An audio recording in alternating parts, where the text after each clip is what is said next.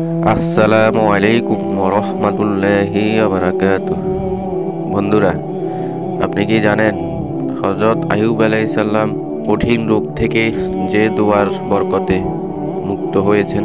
যদি না জেনে থাকেন, ভিডিওটি অবশ্যই শেষ পর্যন্ত দেখবেন।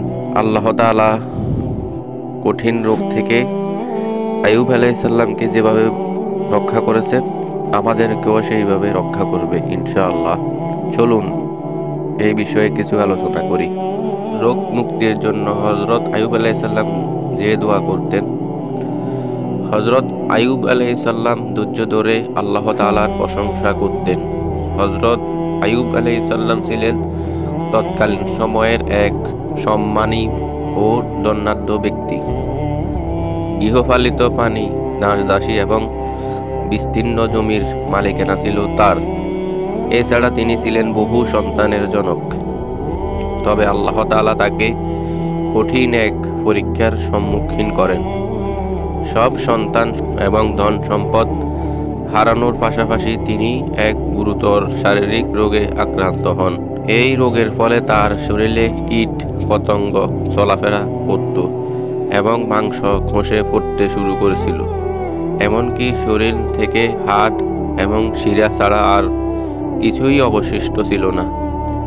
এই চরম অবস্থায় হযরত আইয়ুব আলাইহিস সালাম ধৈর্য ধরে আল্লাহ তাআলার প্রশংসা করতেন।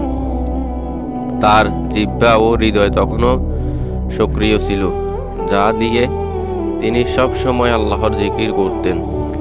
রোগের তীব্রতা বৃদ্ধি পেলে তিনি আল্লাহর দরবারে অত্যন্ত নম্র ও বিনীতভাবে দোয়া করেন।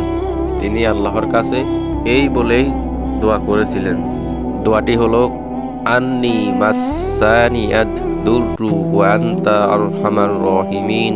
অর্থ হলো, আমি তো দুঃখ কষ্টে পড়েছি আর আপনি তো সর্বশ্রেষ্ঠ দয়ালু। এই দোয়া ছিল অত্যন্ত বিনয়ী এবং শালীন। কোনো অভিযোগে বা দাবি ছাড়াই তিনি আল্লাহর দরবারে তার কষ্টের কথা তুলে ধরেন। শুধুমাত্র আল্লাহর দয়ার উপর আস্থা রেখে তিনি এই প্রার্থনা করেন। অবশেষে আল্লাহ তাআলা তার এই দোয়া কবুল করেন। আল্লাহ বলেন, আমি তার ডাকে সাড়া দিলাম, তার সমস্ত দুঃখ কষ্ট দূর করে দিলাম এবং তার পরিবার পরিজন তাকে ফিরিয়ে দিলাম। তাদের সঙ্গে তাদের সমপরিমাণ আরও দিলাম আমার পক্ষ থেকে রহমত স্বরূপ। হযরত আইয়ুব আলাইহিস সালামের এই দোয়া আমাদের শিখিয়ে দেয়, বিপদের সময়ও আল্লাহর প্রতি গভীর আস্থা ও বিনয় প্রকাশ করা কতটা গুরুত্বপূর্ণ। তার জীবনযাত্রা ধৈর্য ও বিশ্বাসের এক উজ্জ্বল উদাহরণ। আল্লাহ তাআলা আমাদের ধৈর্য এবং বিনয়ীভাবে আল্লাহর কাছে দোয়া করার তৌফিক দান করেন। ভালো থাকবেন, সুস্থ থাকবেন। আসসালামু আলাইকুম ওয়া রাহমাতুল্লাহি ওয়া বারাকাতুহু।